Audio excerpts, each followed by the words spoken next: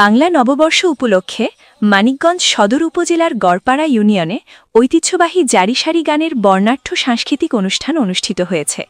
মানিকগঞ্জ থেকে staff reporter Suman আহমেদের প্রতিবেদনে দেখুন বিস্তারিত।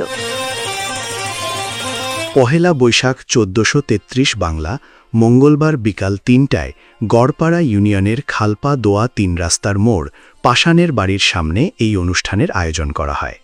এতে স্থানীয় মানুষের স্বতঃস্ফূর্ত অংশগ্রহণে পুরো এলাকা উৎসবমুখর হয়ে ওঠে।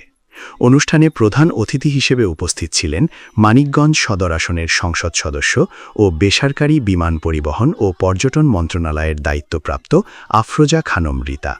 বিশেষ অতিথি হিসেবে উপস্থিত ছিলেন মোহাম্মদ আনিস মোল্লা, মোহাম্মদ শামসুর রহমান শামসুদ্দিন, মোহাম্মদ দেলোয়ার হোসেন, সাবেক যুগ্ম আহ্বায়ক, সদর উপজেলা বিএনপি, মোহাম্মদ আব্দুল মালেক, সাংগঠনিক সম্পাদক, গড়পাড়া ইউনিয়ন বিএনপি, মোহাম্মদ আবুল কালাম ছমু, মোহাম্মদ আব্দুল খালেক, যুগ্ম সাধারণ সম্পাদক, গড়পাড়া ইউনিয়ন কৃষক দল, মোহাম্মদ আরিফ হোসেন, মোহাম্মদ আব্দুল বারেক, মোহাম্মদ রবিন মোল্লা ও মোহাম্মদ সাইদুর রহমান সহ স্থানীয় নেতৃবৃন্দ।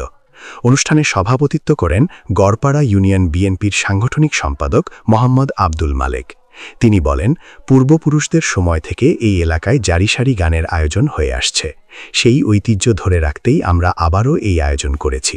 ভবিষ্যৎ প্রজন্ম যেন এই সংস্কৃতি ভুলে না যায়, সেটাই আমাদের লক্ষ্য।